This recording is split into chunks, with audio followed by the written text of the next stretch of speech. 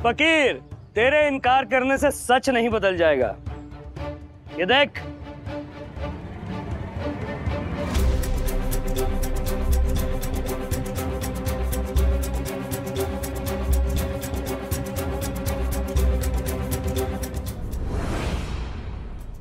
धार्मिक वीडियो सबसे पहले देखने के लिए हमारे चैनल को सब्सक्राइब करें और बेल आइकन दबाएं।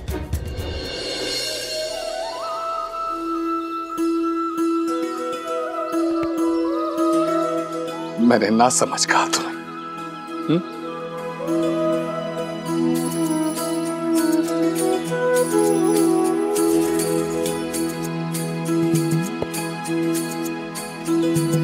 मुझे माफ कर दो बेटा।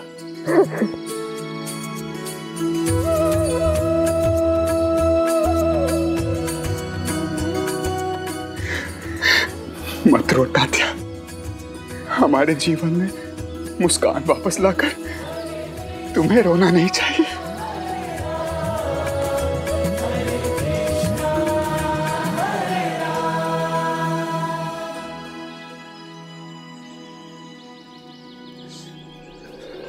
पाटिल जी, वो शुक्ला जी और चौधरी जी गांव के लोगों से अंगूठा लगवा रहे हैं। आप जल्दी चलिए।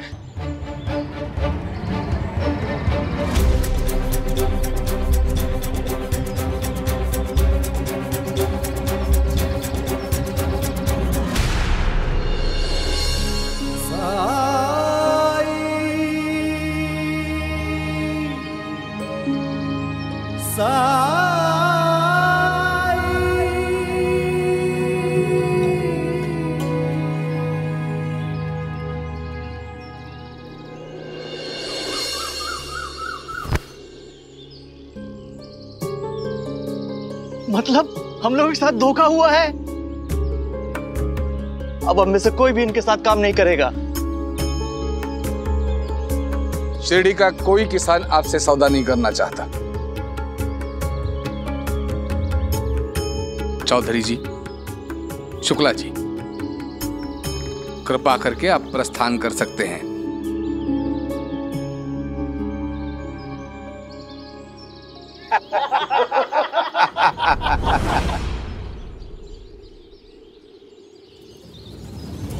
हरिओम।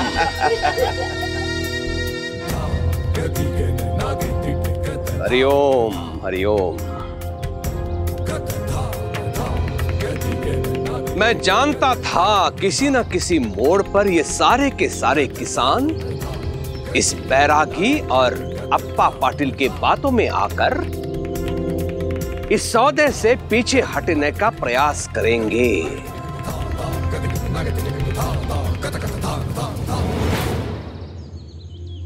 आप लोगों ने इस अनुबंध पत्र पे हस्ताक्षर किए हैं, अंगूठे लगवाए हैं, लेकिन आप लोगों को इस अनुबंध पत्र को पढ़ना तो चाहिए था।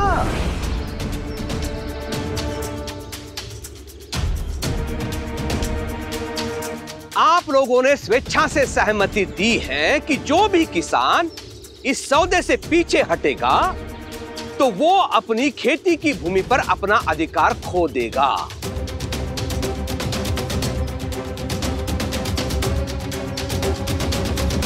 तो आपके पास दो ही विकल्प है।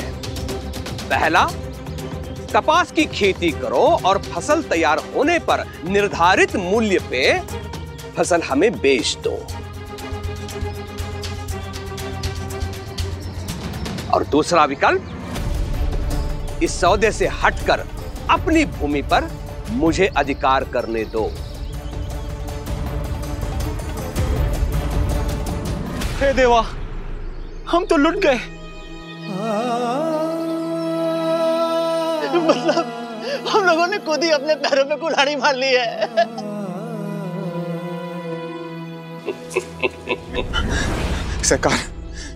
सरकार ऐसा मत कीजिए। ये किसान, ये आपकी ही प्रजा है सरकार। अब गिड़गिड़ाने से कुछ नहीं होगा पंडित जी। अब तो भगवान भी इनकी मदद नहीं कर सकता। साईं, मेरी गलती की सजा इन किसानों को नहीं मिलनी चाहिए। साईं, कृपा करके कुछ कीजिए। आप परेशान मत होइए महालसापति जी। हमें कुछ भी करने की जरूरत नहीं है।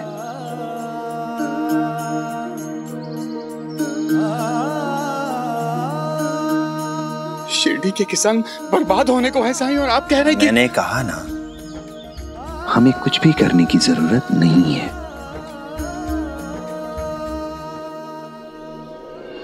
क्योंकि बर्बाद तो वो किसान होंगे जिन्होंने अंगूठा लगाया है। पर जब किसी ने अंगूठा लगाया ही नहीं है तो हम चिंता क्यों करें?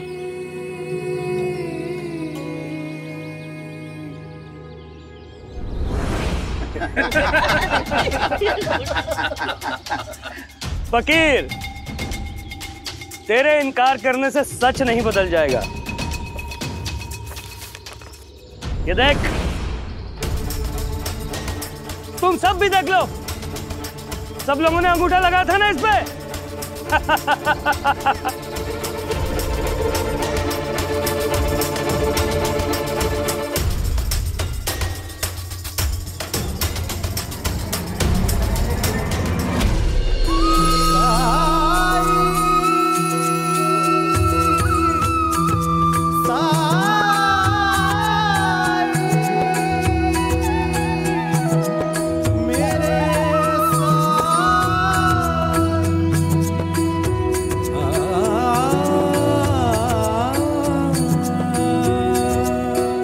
हाँ हाँ, देख रहे हैं हम।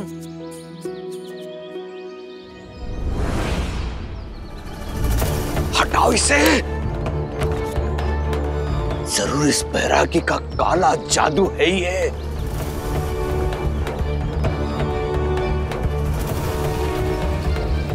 ऐसे कैसे हो सकता है? इन सब लोगों ने मेरे सामने इस पे अंगूठा लगाया था।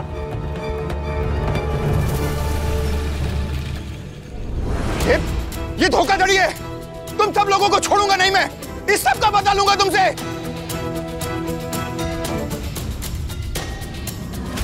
चौधरी और शुक्ला की योजना पर तो पानी फिर गया। इनका साथ देकर मेरे मुंह पर भी काली खुद गई। अपनी साख बचाने के लिए मुझे शीघ्र कुछ करना होगा। हरिओम। सबको अदालत में घसीटूंगा, जेल भिजवाऊंगा तुम सबको। एक शब्द भी नहीं। मेरे गांव के किसान भोले हैं। ये कभी नहीं समझ पाएंगे कि कपास की खेती इनके लिए लाभदायक है। इसके लिए साम दाम दंड भेद की नीति अपनाकर तुम लोगों का साथ दिया मैंने। लेकिन आप लोगों को क्या लगा, मेरे इन भोले किसानों को धमकाओगे तुम और मैं चुप बैठूंगा?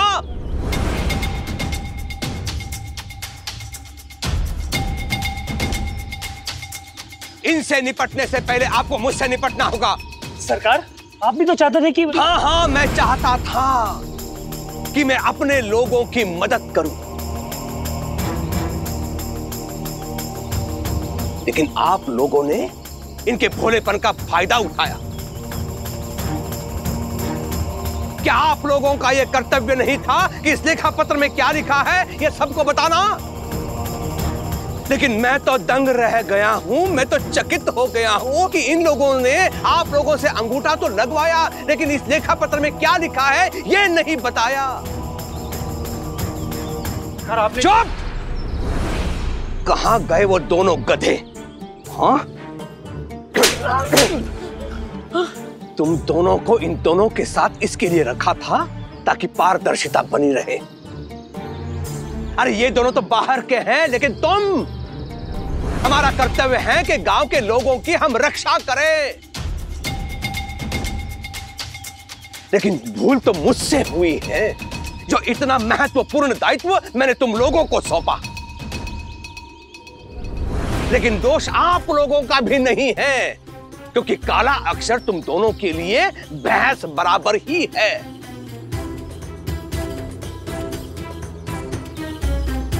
देख क्या रहे हो? इन दोनों को धक्के मार के शिरडी से बाहर निकालो। सरकार, सरकार, लेकिन सरकार सुन तो लो। सरकार हमारी बात तो सुनिए सरकार। और कितना झूठ बोलेंगे ये? हरिओम हरिओम। मेरे प्यारे शिरडी वासियों, मुझे बिल्कुल अनुमान नहीं था कि ये लोग इतने धोखेबाज निकलेंगे, इतने धूर्त निकलेंगे। लेकिन मैंने सब ठीक कर दिया है। अब आप लोगों को चिंतित होने की कोई आवश्यकता नहीं है।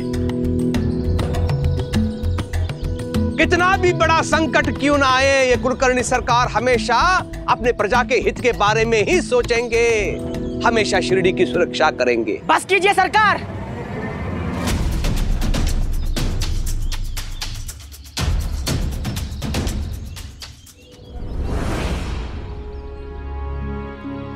पांचवा सूत्र याद है तात्या? हास्य। जो हो रहा है उसे होने दो, हंसी में उड़ा दो, हास्य रस का प्रयोग करो।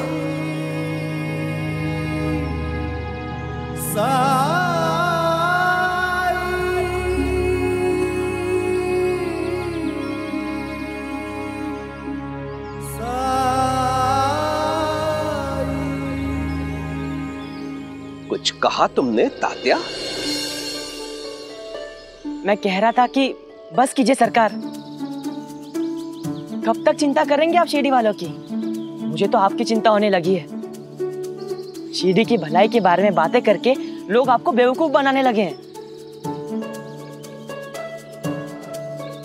संभल के रहिए थोड़ा, कहीं दूसरों के हित के लिए अपना हित ना कर बैठे हैं।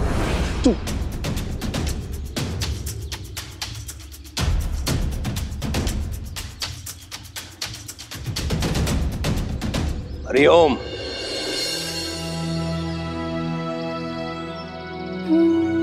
आप तीनों ने हमें बचा लिया, आपका बहुत बहुत धन्यवाद। मैं माफी मांगने के लायक नहीं हूं। मैंने तो आप सबको गलत रास्ता दिखाया। और मैंने भी कुछ नहीं किया। वो तो साई थे जिन्होंने शिरडी के किसानों को और एक मुसीबत से बाहर निकाला। मैंने कुछ भी नहीं किया है। जो भी मदद की है उस मालिक ने की है, पर इसलिए नहीं कि आप आत्मनिर्भरता का अर्थ ही भूल जाएं, उसका महत्व ही भूल जाएं। क्या आप लोगों की कोई जिम्मेदारी नहीं है अपने प्रति, एक दूसरे के प्रति, इस शिरडी गांव के प्रति?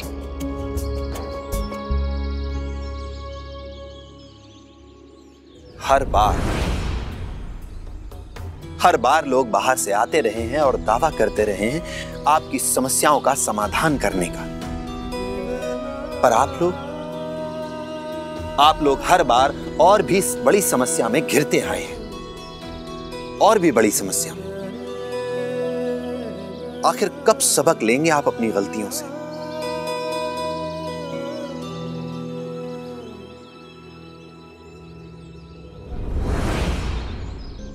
क्या सिर्फ महालसा पति जी की और पाटिल जी की जिम्मेदारी है आपका मार्गदर्शन करने की? क्या खुद का अच्छा बुरा सोचने का विवेक आप में नहीं है?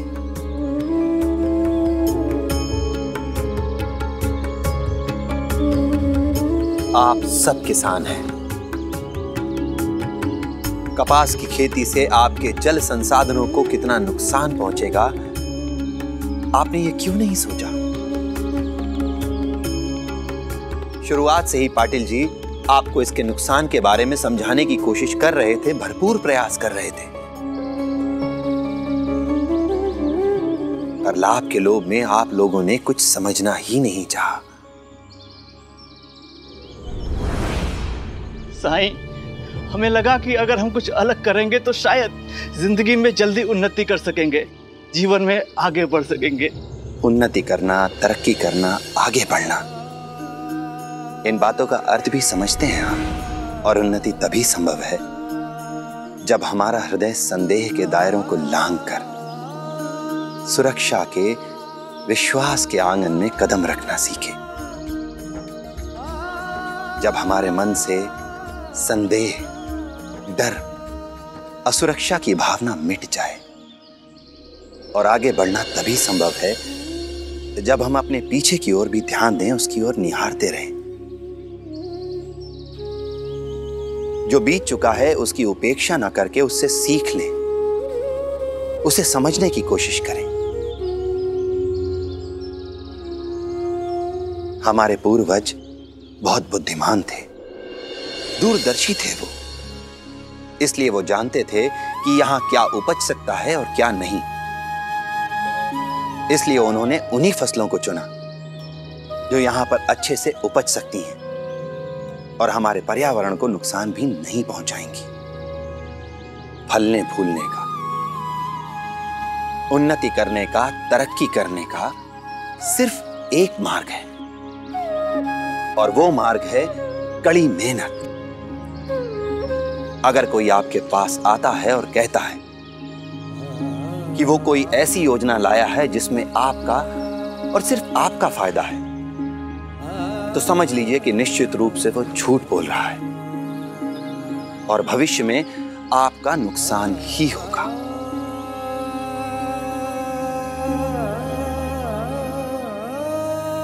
पर हमने कभी ये सोचने की, ये समझने की जरूरत नहीं समझी। प्रगति करना, उन्नति करना, इसके बारे में सोचना ये बहुत अच्छा है, पर साथ साथ हमें यह भी सोचना चाहिए कि इस प्रगति के लिए हमें किन शर्तों को मानना पड़ेगा। इस प्रगति के लिए हमें, हमारे समाज को, इस पर्यावरण को, हमारी आने वाली पीढ़ियों को क्या कीमत चुकानी पड़ेगी। सिर्फ स्वार्थी होकर अपने बारे में सोचना यह प्रगति नहीं है। असली प्रगति वो है जिसमें सबका विकास हो, सबकी सुरक्षा हो। असली तरक्की वो है जिसमें हमारे साथ साथ सबकी तरक्की हो। हम सब समझ गए साईं, हमें माफ कर दीजिए साईं। आइंदा हम इसका ध्यान रखेंगे, हम अपनी जिम्मेदारी निभाएंगे अपने प्रति, एक दूसरे के प्रति, शिरडी के प्रति।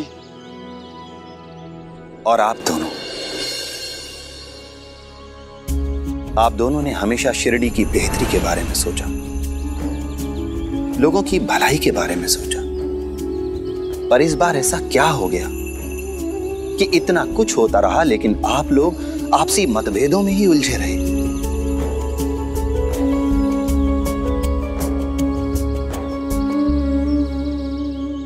महालसापति जी, आपने केवल कुलकर्णी सरकार की बात पर भरोसा करके इन गांव के लोगों को भरोसा दिला दिया। एक बार भी दस्तावेज को पढ़कर देखने की जरूरत नहीं समझी।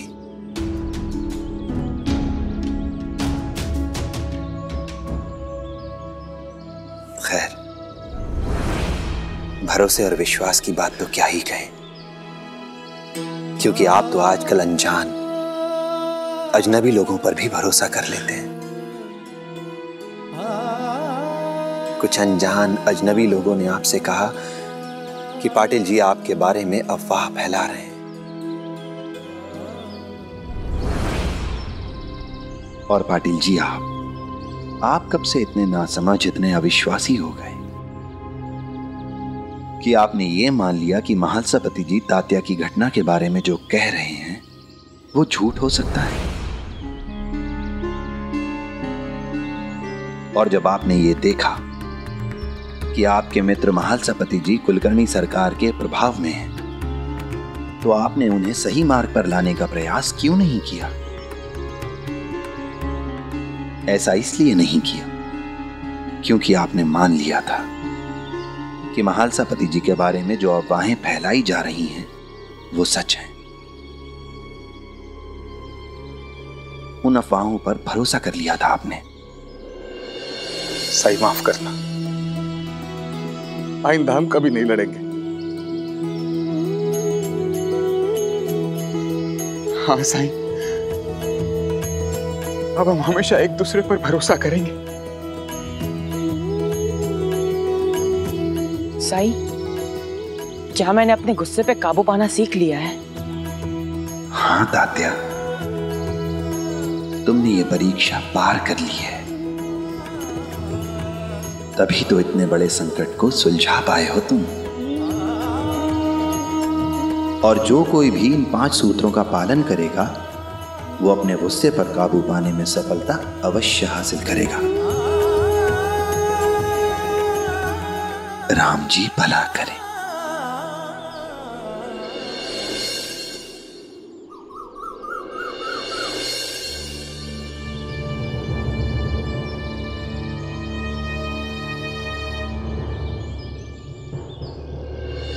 बाबा, कागज की नाव बनी नहीं रही है। बाद में आनंद। पहले नाव बना दीजिए ना मेरे लिए। जरूरी काम कर रहा हूँ आनंद, बाद में आना। आपसे कुछ भी कहो तो आप बाद में कहते हैं और बाद में खुद ही भूल जाते हैं। मुझे अब भी सिखाइए बाबा। अरे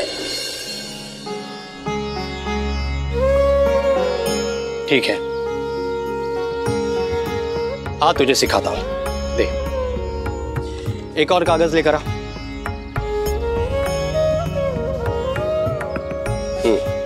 अब जैसे मैं बनाता हूँ ठीक वैसे ही बना।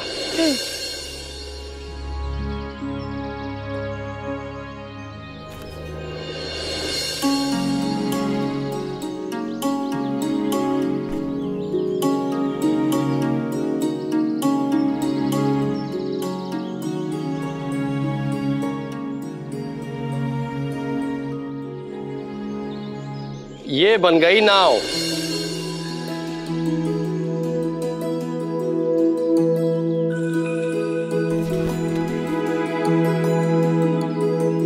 ये देखिए बाबा, कैसी है?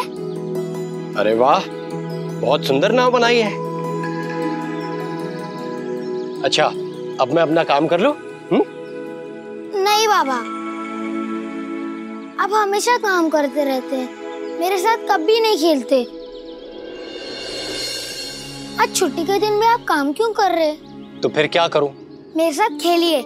अब घोड़ा बनिए, मैं घोड़े पे सवारी करूंगा। बेटा, आज फुर्सत मिली है, थोड़ा हिसाब किताब लिख लो। आपको मेरी चिंता ही नहीं है। सबके बाबा अपने बच्चों के साथ खेलते हैं, सिर्फ आप ही मेरे साथ नहीं खेलते।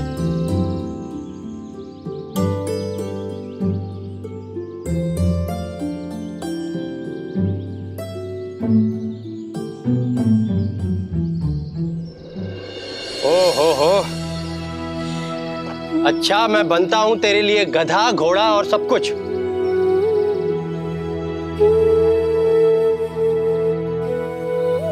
पहले ये गुस्सा होने का नाटक बंद कर। चला जा।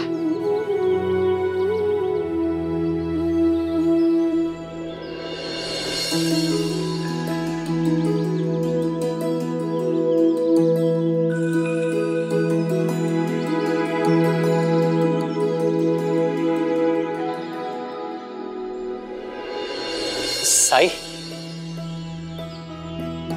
आनंद,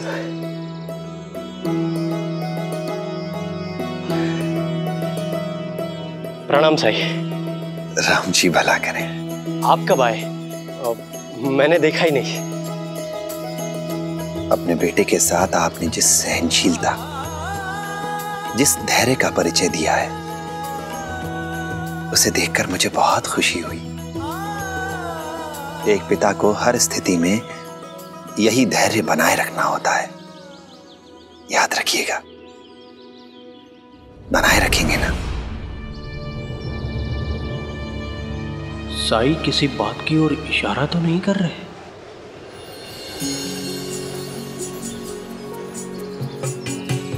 मतलब इतने सालों में अपने गांव कभी वापस आना ही नहीं हुआ? नहीं, बीच बीच में आता था, लेकिन नियमित तौर पे नहीं। क्या आने जाने में पैसा बहुत खर्च होता है। वो बच जाता था तो घर वालों को भेज देता था। अब सेवानिवृत्त हो चुका हूँ तो बहुत सालों के बाद अपने गांव शिरडी लौटा हूँ, ताकि अपने परिवार के साथ बची कुछ जिंदगी बिता सकूं। यहाँ मेरी पत्नी है, बेटा है, बहू है, हाँ एक पोता भी है, बहुत शरारती है। परिवार के साथ रहने के लिए मैं बहुत तड़पा हूँ, बहुत तरसा हूँ। अब वो खुशी मुझे मिलने जा रही है। लीजिए, हम लोग शिरडी पहुंच गए। जी। बातों बातों में समय कैसे निकल गया पता ही नहीं चला। आपसे मिलकर बहुत खुशी हुई। मुझे भी। अब इजाजत दीजिए। फिर मुलाकात होगी। हाँ हाँ जरूर, अब तो मैं यही हूँ। जी शुक्रिया।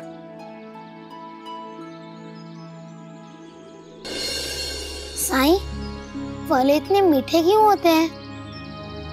पेड़ फलों में मिठास भरते हैं ताकि इंसान और पशु पक्षी उन्हें चाव से खा सके। प्रणाम साईं। राम जी भला करें।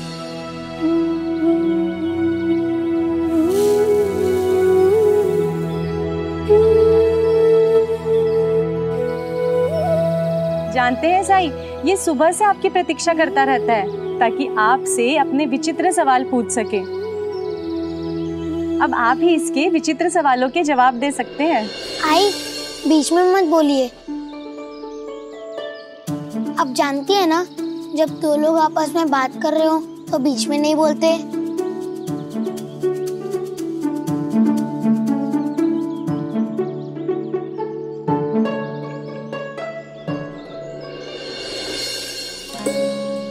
साईं, एक बात समझ में नहीं आई। पेड़ खुद तो अपने फल नहीं खाते, तो दूसरों के लिए इतना चिंता क्यों करते हैं? क्यों फलों को इतना मीठा बनाते हैं? क्योंकि पेड़ ये जानते हैं कि दूसरों को सुख बांटने से सुख फैलता है। वो कैसे? फलों के अंदर बीज होते हैं। जब हम लोग फल खाते हैं तो फल खाकर उसके बीज जमीन पर फेंक देते हैं।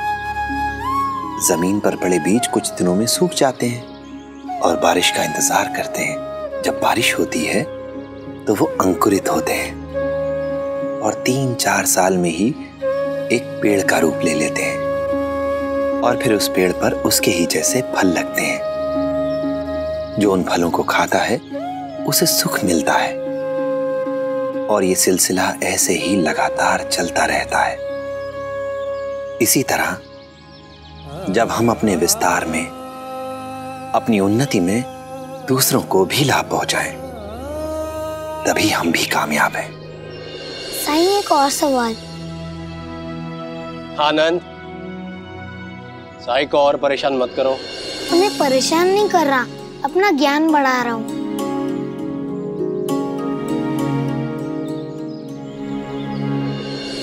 आजोबा, बाबा, आजोबा आ गए। अरे बाबा, कैसा है तुम? अरे सुखी रहो, सुखी रहो। अचानक? अरे अरे आजा आजा। आई उषा, बड़ा हो गया। जल्दी से बाहर आओ, देखो कौन आया। इतना बड़ा हो गया। आजा आजा आजा आजा आजा। प्रणाम बाबा। सुखी रहो, सुखी रहो, सुखी रहो। आप अचानक कैसे? अहो, आने की खबर भेजी होती तो हम। तो तुम सबके चेहरे पर ये खुशी कैसे देख पाता? साई, मेरे बाबा। नमस्ते। कैसे हैं एकनाथ जी? आप जानते हैं मुझे? ऐसे व्यक्ति को कौन नहीं जानता होगा जिसने अपने परिवार के पालन पोषण के लिए इतनी मेहनत, इतना त्याग किया हो।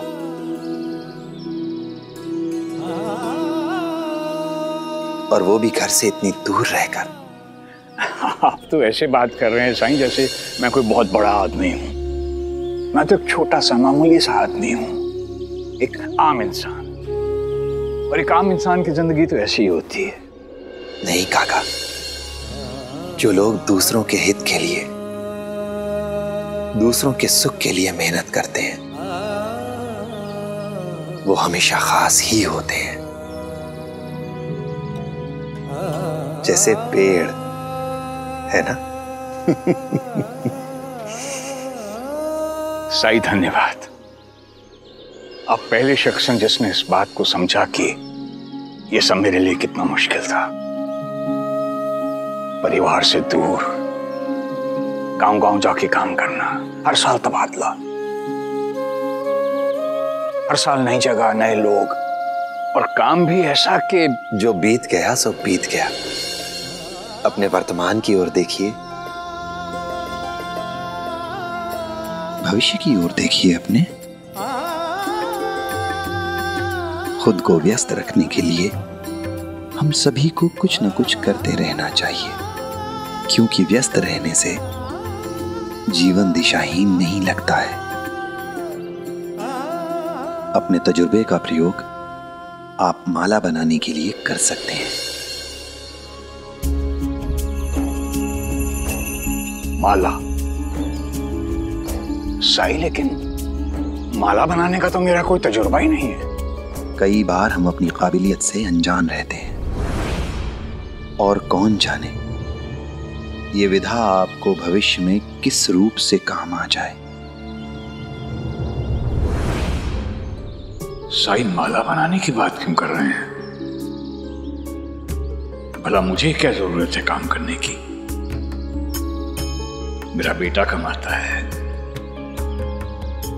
मेरा घर बार है, और मैं काम से सेवानिवृत्त होकर आया हूं। इसका मतलब है कि मुझे आराम करना है।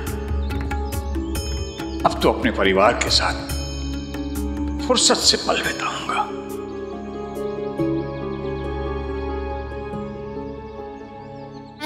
आजोबा क्या आ गए? आप तो मुझे भूल ही गए। मेरे सवालों का जवाब कौन देगा? अभी और भी सवाल बाकी हैं। अच्छा ठीक है, तुम सवाल पूछना जारी रखो। साईं, धरती नीचे और आसमान ऊपर क्यों है? बस भी कर आनंद, साई को सुबह से बिठा के रखा है, उन्हें और भी काम होंगे। साई, मैं इसकी तरफ से आपसे माफी मांगती हूँ। कोई बात नहीं। साई, आप फिक्र ना करो, बैठ। अब मैं आ गया हूं, इसके हर सवाल का जवाब दूंगा। क्या मेरे पास कोई काम तो है नहीं, दिन भर आराम ही आराम। इसके सवाल, मेरे जवाब, दादा और पोता। ऐसे दिनों के लिए तरसता रहा हूं मैं। अब जिंदगी में आराम ही आराम, सुकून ही सुकून होगा। सुकून तो मन से आता है एकनाथ काका। अगर हम श्रद्धा और सबूरी बनाए रखेंगे तो मुश्किल घड़ी में भी सुकून ही रहेगा।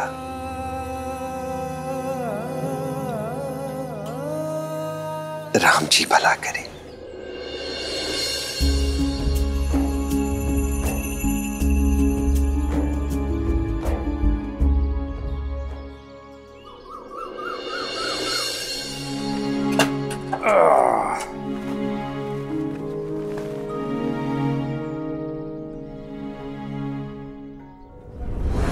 अलमारी में तो जगह ही नहीं है। अब जगह ही बना रही हूँ बाबा, पुराने कपड़े संदूक में रख दूंगी।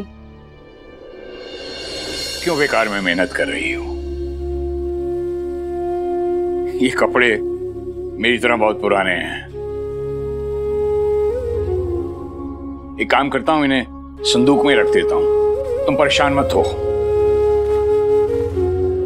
अरे इसमें परेशानी कैसी बाबा? ये आपका घर है और यहाँ आपके सामान के लिए जगह नहीं होगी तो किसके लिए होगी? उषा, तुम जल्दी जल्दी सारे कपड़े तय करके रख दो, फिर हमें बाबा के सोने के लिए जगह भी बनानी है। हो। जगह सोने के लिए?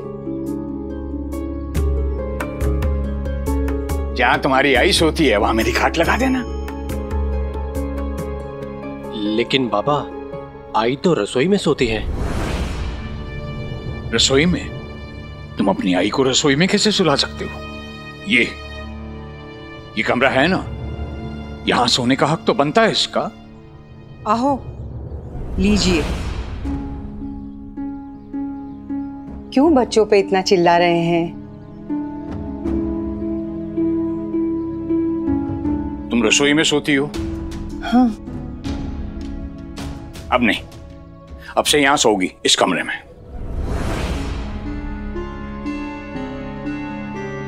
आहो, शांताराम की शादी के बाद मैंने ये कमरा छोड़ दिया है।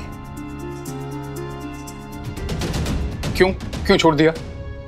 कमरा छोटा है, बड़ी खाट लगाई तो यहाँ का सामान कहाँ जाएगा?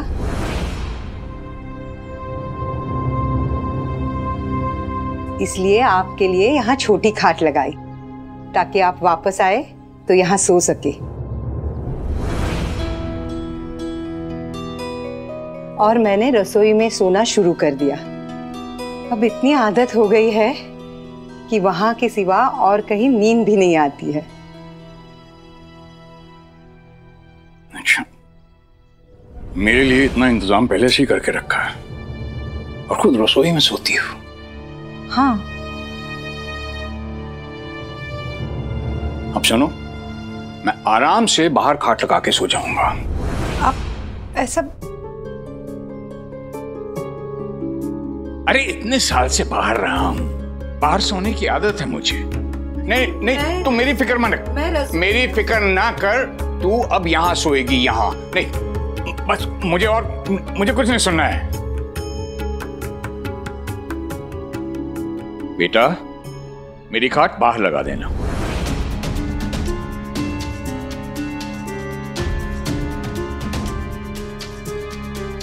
ठीक है।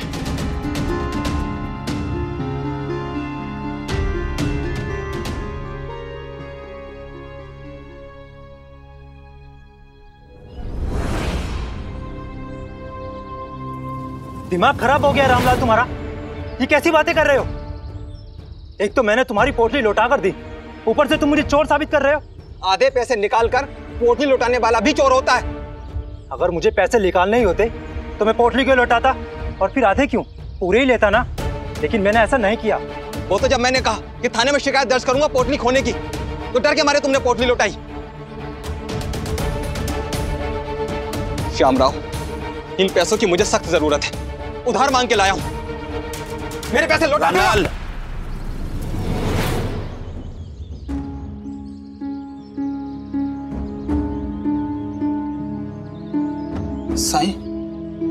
साईं, मैं सच कह रहा हूं, मैंने कोई पैसे नहीं लिए, बल्कि मैं तो इसकी मदद कर रहा था। सबके साथ मैं भी पोटली ढूंढ रहा था और संयोग से पोटली मुझे मिली,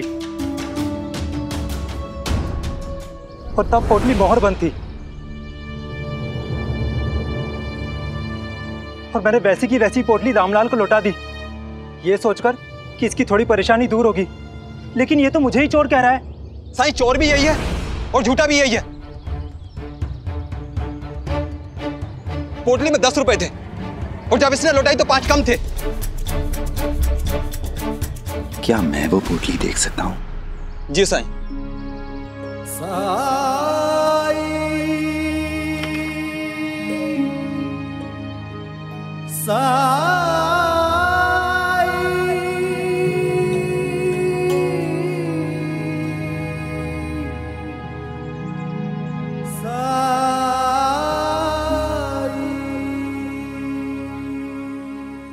क्या ये सच है कि पोटली मोहरबंद थी?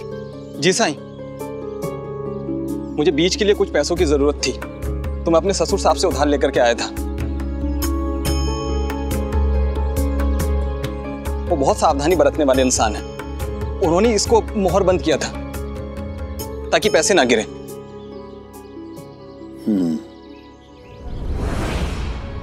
और इसमें 10 रुपए थे? जी साईं। और जब श्यामराव ने ये पोटली तुम्हें वापस लौटाई तो भी ये मोहर बंद थी? जी साईं,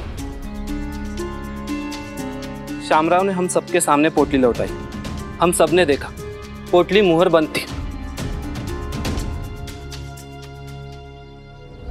कोई भरोसा नहीं साईं, मोहर तोड़े बिना भी पैसे निकाले जा सकते हैं किसी तरह। या मोहर तोड़ी होगी, पैसे निकाले होंगे और फिर मोहर लगा दी होगी। रामलाल, मुझे पैसों की कमी है क्या? और मैं ऐसा घटिया काम क्यों करूंगा? इल्जाम जरा सोच समझ कर लगाओ तुम।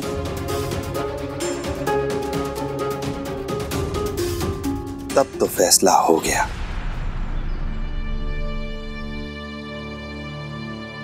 कि ये पोटली रामलाल की नहीं है।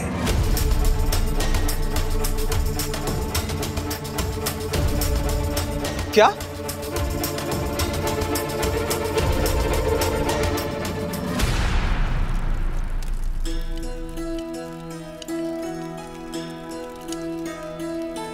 आई, आज इतनी जल्दी खाना बना रही हैं आप? अब मैं रात में बना लूंगी ना। तू भूल गई तेरे ससुर जी जो आए हैं, उनकी दिनचर्या सूरज उगने से पहले शुरू हो जाती है और सूर्यास्त के साथ समाप्त हो जाती है। और रात का खाना भी वो अंधेरा होने से पहले खा लेते हैं। अरे हाँ, मैं तो भूल ही गई। असल में परसों बाद जो आए हैं बाबा।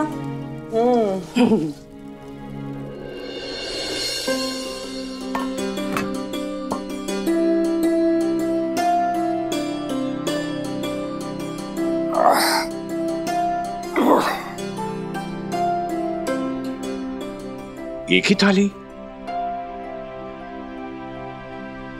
क्या बात है, तुम नहीं खाओगी? मैं बच्चों के साथ खाऊंगी। बच्चों के साथ तुम क्यों बच्ची बन रही हो? उम्र हो गई है तुम्हारी। अपने खान पान और रहन सहन का ध्यान रखना शुरू करो। जल्दी खाना पाचन शक्ति को ठीक रखता है, स्वास्थ्य भी अच्छा रहता है। ठीक है, मैं भी खा लेती हूँ। आई, मैं आपके लिए खाना लेकर आती हूँ। हाँ। सुन भाई, तुम बच्चे भी जल्दी खाना खा लिया करो। रात को जल्दी सोना और सुबह जल्दी उठना, ये स्वास्थ्य के लिए बड़ा लाभकारी होता है। जी बाबा, आनंद के बाबा आते ही हम खाना खा लेंगे।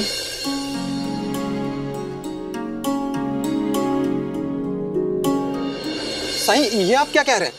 ये पोटली मेरी है। मैं क्या अपनी पोटली नहीं पहचानूंगा? रामलाल जी, ये तो बहुत मामूली पोटली है।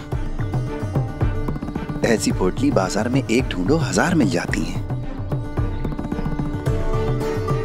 हो सकता है पोटली पहचानने में आपसे गलती हो गई हो और ये पोटली किसी और की हो।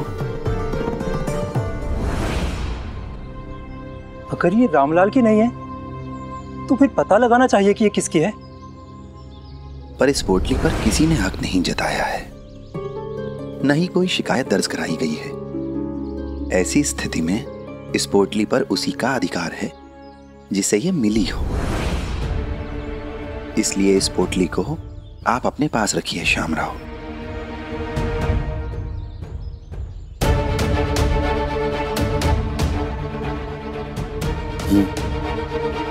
मैं ये? हाँ रामलाल, मुझे नहीं लगता कि आपकी पोटली आपको आसानी से मिलेगी। इसलिए बेहतर यही होगा कि आप थाने में जाकर शिकायत दर्ज करा ही दीजिए। लीजिए, चलो।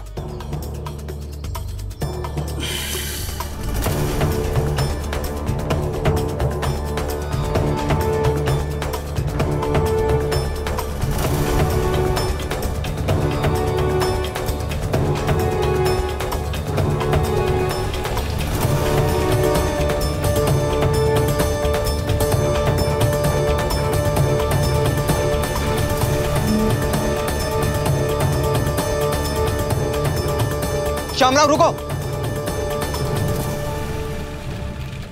साईं, आप भी रुकिएगा।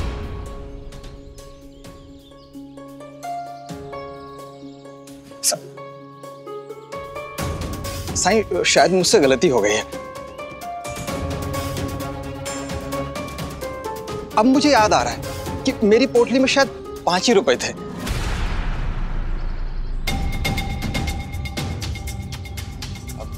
साईं, ये पोटली मेरी है, मुझे दिलवा दीजिए ना मेरी पोटली। साईं, अब गलतियां तो इंसानों से ही होती है ना साईं। हाँ हाँ, फिर भी कोई ठोस सबूत तो देना होगा ना। सबूत? क्या सबूत साईं? मैं बोल रहा हूं ये पोटली मेरी है। फिर भी गलतियां तो इंसान से ही होती है ना, है ना रामलाल? हो सकता है तुम फिर से गलती कर रहे हो, इसलिए हमें कोई ठोस सबूत चाहिए। कोई पुख्ता प्रमाण। मेरा सुझाव मानो तो थाने जाकर शिकायत दर्ज करा दो, या फिर अगर थाने नहीं जाना चाहते तो अच्छे से ढूंढो, पोटली मिल जाएगी। चलो श्यामराव। जी साईं।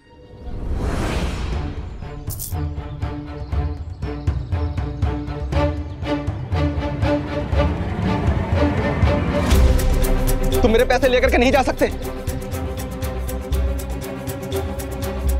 वो तो थोड़े ज्यादा पैसे मिल जाएंगे, इसलिए मैंने तुमसे वो 10 रुपए वाली बात।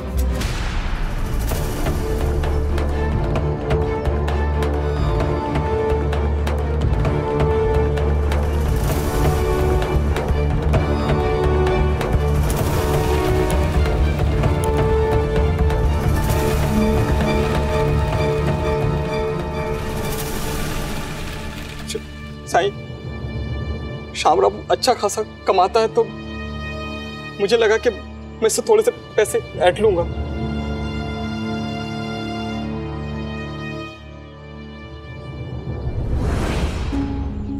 रामलाल, जिस इंसान ने ईमानदारी से तुम्हारा धन तुम्हें वापस लौटाया, तुम उसे ही लूट रहे हो। और खाली लूट ही नहीं रहे हो, बल्कि उसे चोर, बेईमान, झूठा कहा तुमने। गांव के ये भोले भाले लोग, इन्हें भी मूर्ख बनाया तुमने। इस चिलचिलाती धूप में ये तुम्हारे साथ मिलकर तुम्हारी पोटली ढूंढ रहे थे, इनका भी नुकसान किया।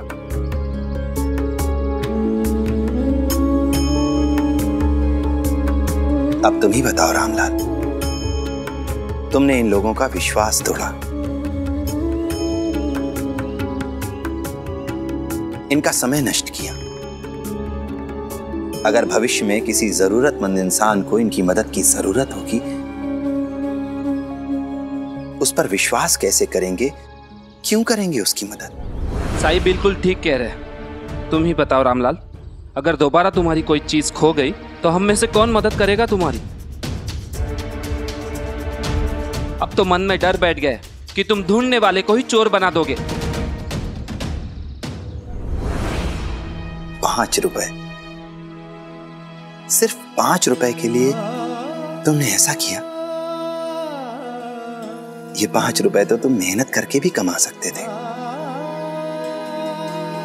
जो तुमने किया है, इसका केवल तुम पर नहीं, बल्कि तुम्हारे परिवार पर भी बुरा प्रभाव पड़ेगा।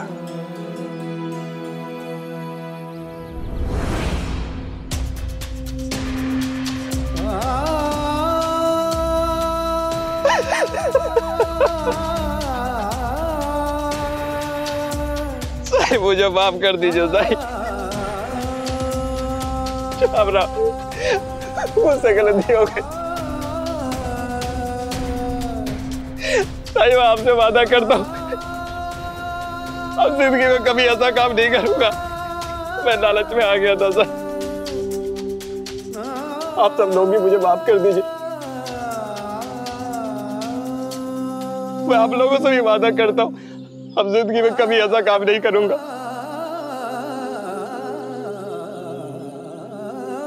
बस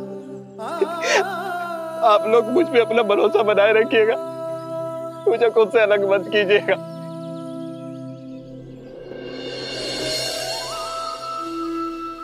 उठो रामलाल, उठो। इस दुनिया में अच्छाई की बहुत जरूरत है रामलाल,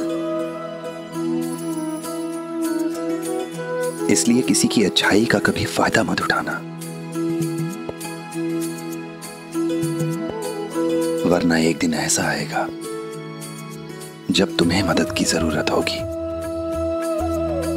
और कोई भी तुम्हारी मदद के लिए आगे नहीं आएगा।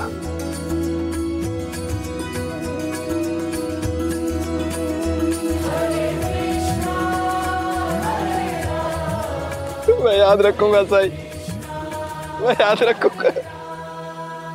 राम जी भला करें।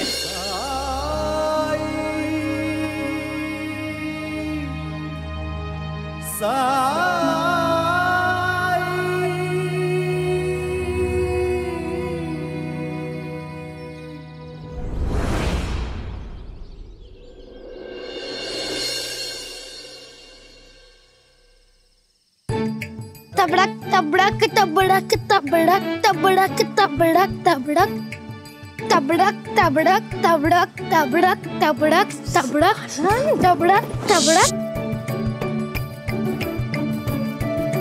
कहाँ ना सुबह सो रहे, उठ जाएंगे।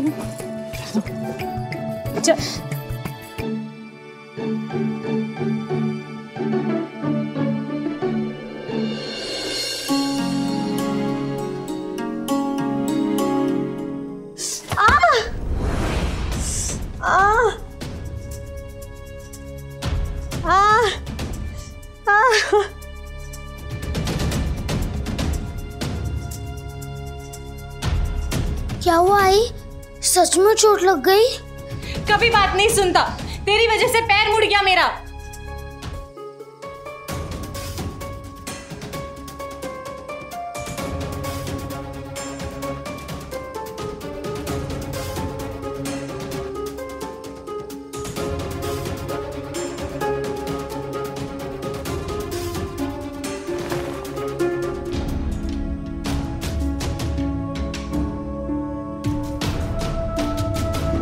क्यों मार रही हो इसको?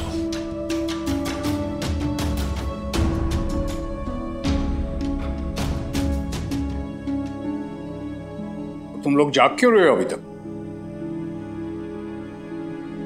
बाबा ये शैतानी कर रहा है, सोता ही नहीं है।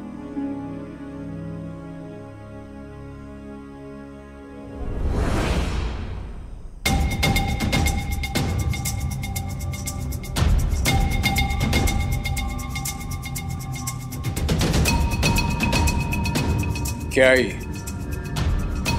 तुमने तो कहा था कि शांताराम के आते ही खा लेंगे। सूर्यास्त से पहले खाना खाने की आदत डालो। अपने बारे में नहीं तो कम से कम इस बच्चे के बारे में सोचो। तुम लोगों के कारण इसे देर रात तक भूखा रहना पड़ता है।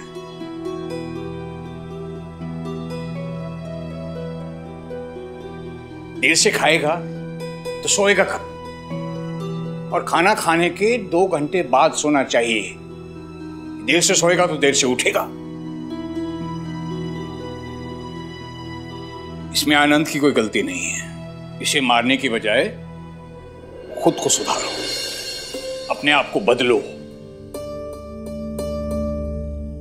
जीवन में अनुशासन लाओ, नियम से जीना सीखो।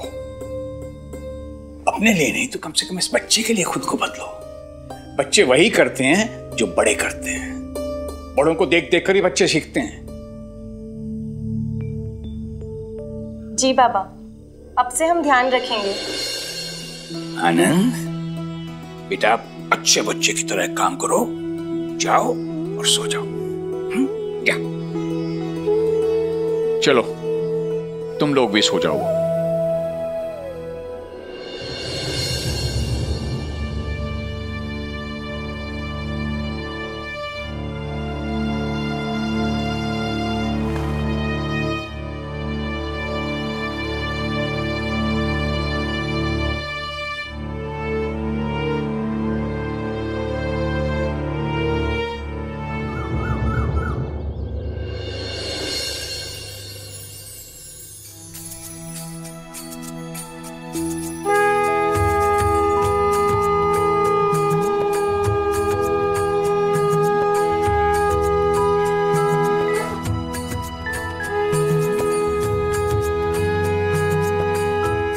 क्या हुआ?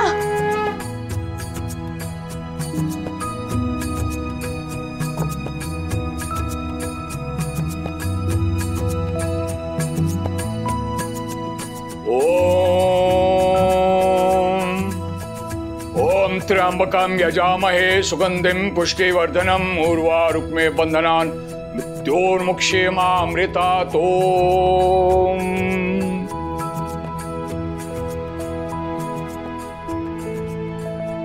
ओम त्र्यंबकं यजामहे सुगंधिं पुष्टिवर्धनम् उर्वारुक्मे बंधनान् मृत्योर्मुक्षेमामृतात्।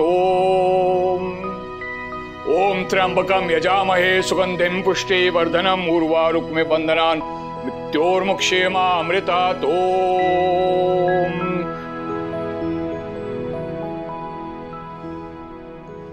आज कोई पूजा है क्या? भूल गई तुम?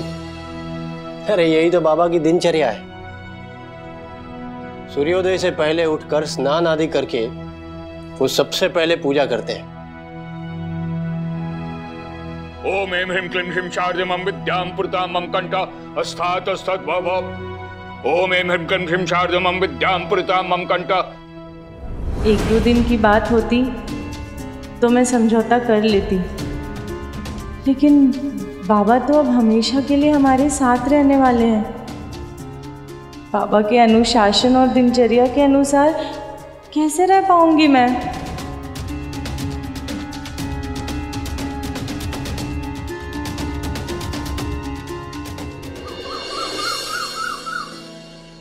अरे तुम्हारे पत्ते तो सूख रहे हैं, तुम्हें कोई पानी नहीं देता?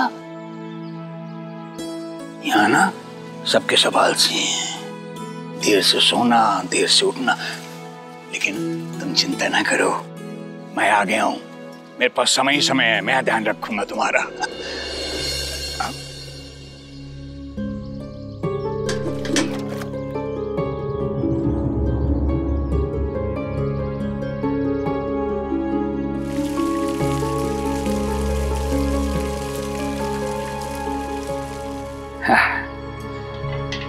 अब जल्दी जल्दी हरे भरे हो जाओ।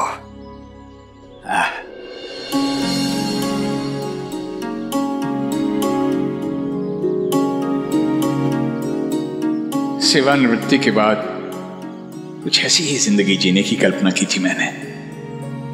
न कहीं जाने की जल्दी, न कहीं से जल्दी आने की किचकिच। निर्मला जी, बैठो मेरे पास। कुछ बात थी क्या? सारी जिंदगी तुम्हें मुझसे शिकायत रही कि मेरे पास तुम्हारे लिए समय नहीं है। अब नौकरी से निवृत्त होकर जब तुम्हारे पास आया हूं, तुम्हारे साथ समय बिताना चाहता हूं, तो पूछ रही हो कि कुछ बात थी क्या? अच्छा एक बात बताओ, जब से मैं आया हूं तुमने मेरे पास बैठ के 2 बातें की हैं क्या? नहीं ना? उषा कहाँ है मेरे नहाने का पानी? अभी लाई।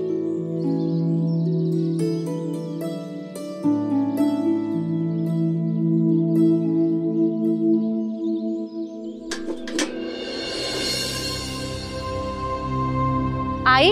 हाँ, मैंने इस बाल्टी में पानी भर के रखा था। सुन भाई, वो पानी तो मैंने पौधों में डाल दिया। नहीं, मुझे नहीं पता था कि वो शांताराम के नहाने के लिए था।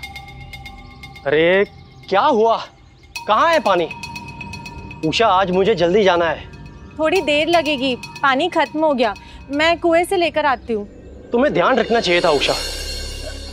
बेटा, उषा की कोई गलती नहीं है, तुम थोड़ी देर इंतजार कर लो, मैं कुएं से पानी लेकर आती हूँ। नहीं नहीं नहीं, तुम क्यों जाओगी? पानी मेरी वजह से खत्म हुआ है ना, तो मैं जाऊंगा पानी लेने। बाबा आप क्यों जाएंगे? क्यों? मैं क्यों नहीं जा सकता? शांताराम, मैं कार्यालयों के कार्यों से निवृत्त हुआ हूं, जीवन के बाकी कार्यों से नहीं। चिंता ना कर, मैं लेके आता हूं पानी। बाबा भाई, दो बाल्टी दो। लो, मैं ये गया और ये आया। देख। आहो, कुएं का रास्ता भूल गए होंगे आप। दीजिए, मैं भी आपके साथ चलती हूँ। अरे दीजिए दीजिए। अच्छा चलो। आनंद, चलो नाश्ता कर लो। बाद में आई। फिर बाद में? अब पूरा दिन क्या तुम्हारे पीछे ही लगे रहूंगी? और भी बहुत सारे काम है मुझे। चलो नाश्ता कर लो। कहाँ ना, अभी नहीं। आनंद, तुम अच्छे बच्चे हो ना, तो अच्छे बच्चे बड़ों का कहा मानते हैं और हर काम समय पे करते हैं। चलो। ठीक है आजोबा। अरे वाह, एक बार में मान गया।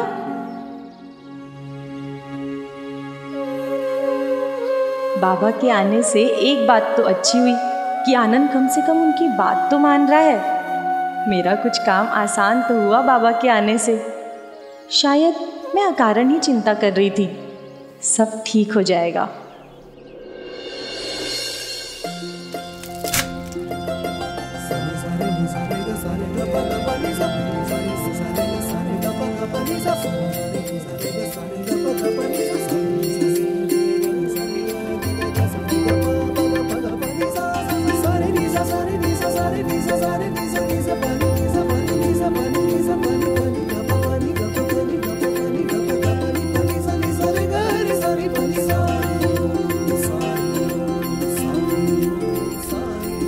साईं, अब तो बता दीजिए किस खुशी में आपने हमारे लिए ये दावत रखी है।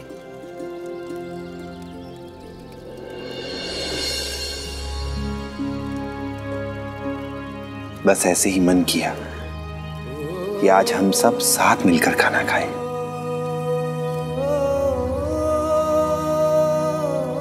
साईं, हम सब जानते हैं कि तुम बिना वजह कुछ नहीं करते, और मुझे पूरा विश्वास है इसमें भी किसी की भलाई ही छुपी होगी। और तुम बताओ या ना बताओ, हमें देर सवेर पता चल ही जाएगा।